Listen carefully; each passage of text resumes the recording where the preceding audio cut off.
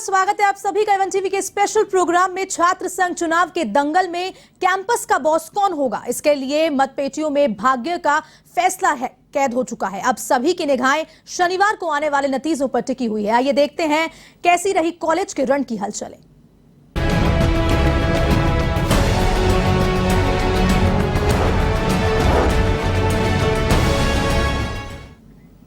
राजस्थान में आरयू सहित 15 विश्वविद्यालयों और 452 सरकारी कॉलेजों में छात्र संघ चुनाव के लिए शुक्रवार को वोटिंग हुई। अब सभी प्रत्याशियों के भाग्य का फैसला शनिवार को होगा। आपको बता दें कि 2 साल बाद हुए मतदान को लेकर छात्रों में उत्साह देखने को मिला। 20,000 से अधिक वोटरों 37वां अध्यक्ष चुनने लिए मतदान करने में जुटे हुए हैं। बता दें कि राजस्थान यूनिवर्सिटी में 2 साल बाद हुए छात्र संघ चुनाव में 48% वोटिंग हुई है। इसमें सबसे अधिक वोटिंग महाराजा कॉलेज में 61% हुई और सबसे कम वोटिंग महारानी कॉलेज में 64% हुई। माफ कीजिएगा, 74% हुई। अब तक यूनिवर्सिटी में 36 अध्यक्ष चुने गए हैं। यूनिवर्सिटी प्रशासन ने वोटिंग के लिए पर्याप्त तैयारी और कुल 71 मतदान केंद्र बनाए हैं। तो यूनिवर्सिटी कैंपस में वोटिंग के लिए 25 मतदान केंद्र बनाए गए। इसी के साथ ही संगठित कॉलेजों में 67 मतदान केंद्र बनाए गए। इस बार अपेक्स अध्यक्ष पद के लिए 6 उम्मीदवार मैदान में हैं। इनमें एबीवीपी के नरेंद्र यादव, एनएसयूआई के ऋतु बराला, निर्दलीय निर्मल चौधरी, निहारिका जोरवाल, प्रताप भानु मीणा और हितेश्वर बैरवा ने इस पद के लिए भाग्य आजमाया है। उपाध्यक्ष पद पर 6 उम्मीदवार हैं। इसके लिए एबीवीपी की साक्षी शर्मा, एनएसयूआई की निकिता फामरा के अलावा कमल किशोर बेनीवाल, ट्विंकल शर्मा, अमीश मीणा, मुस्कान शेखावत चुनावी मैदान में है। चुनाव में सुरक्षा के मद्देनजर पुलिस बल भी तैनात रहा। इस बीच राजस्थान कॉलेज में तैनात चुनावी कर्मचारियों ने एक फर्जी छात्र को भी वोट डालने से पहले ही धर लिया।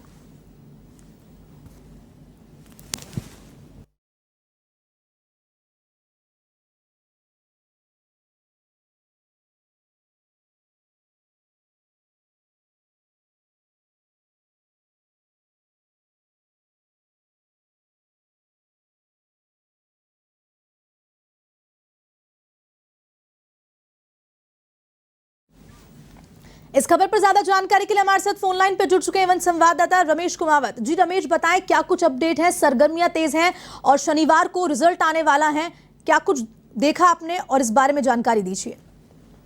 बिल्कुल, 2 साल बाद हो रहे छात्र संघ चुनाव की जो मतदान की प्रक्रिया थी, आज मतदान का दिन था, वो संपन्न हो चुका है और पूरे राजस्थान विश्वविद्यालय में कुल 10,050 मतदाताओं ने अपने मताधिकार का प्रयोग किया है। यानी कि कुल मिलाकर 48% ये मतदान हुआ है, जिसमें सबसे ज्यादा जो है वो राजस्थान कॉलेज के मतदाताओं ने अपने मताधिकार का प्रयोग किया। इसमें 1939 ऐसे वोटर्स थे जिन्होंने वोट डाला है। पूरे दिन भर से ही काफी भीड़ राजस्थान विश्वविद्यालय में देखने को मिली और ये जो मतदान प्रतिशत निकलकर सामने आया है वो इस मायने में भी ज्यादा बड़ा माना जा रहा है और अच्छा इसलिए माना जा रहा है क्योंकि कोविड के कारण 2 सालों में चुनाव हुए नहीं थे और उसके बाद कई ऐसे विद्यार्थी थे जिनके आईडी कार्ड भी नहीं बन रहे थे। विद्यार्थी लगातार चुनाव की तारीखों को आगे बढ़ाने की मांग कर रहे थे, लेकिन सरकार ने एक तरीके से फैसला दिया कि 26 तारीख को चुनाव होगा और वो होकर रहा। लेकिन उसके बावजूद आईडी कार्ड नहीं बनने के बावजूद प्रशासन ने अच्छी व्यवस्थाएं की और उसका यह परिणाम निकला कि 48% मतदान हुआ है।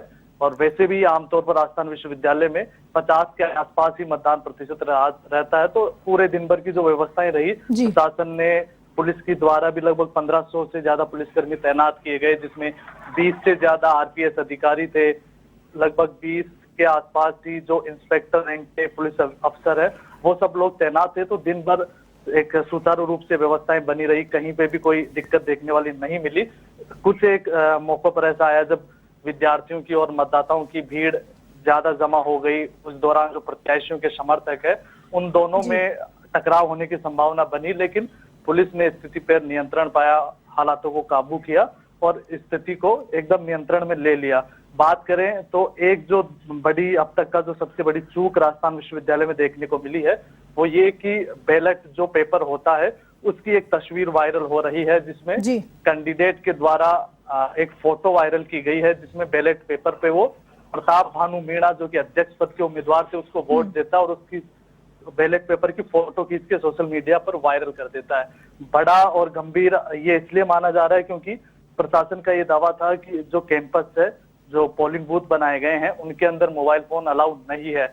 ऐसी कंडीशन में मोबाइल अंदर जाना बैलेट पेपर का फोटो खींचना, ये एक बड़ी चूक सामने आई है। लेकिन उसके अलावा बाकी जो तमाम प्रकार की जो व्यवस्थाएं थी वो बहुत अच्छी देखने को मिली है। विश्वविद्यालय प्रशासन हो या डीएसडब्ल्यू कार्यालय, सभी अपनी व्यवस्थाओं को लेकर संतुष्ट नजर आए। कहीं पर भी सबसे अच्छी जो बात रही वो कहीं पर भी कोई टकराव की या झड़प की ऐसी कोई स्थिति देखने को नहीं मिली। जी रमेश, तमाम जानकारी देने के लिए आपका बहुत बहुत धन्यवाद। ये हमारे साथ जुड़े हुए थे एवं संवाददाता रमेश कुमावत, जिन्होंने पूरी जानकारी दी छात्र संघ चुनाव को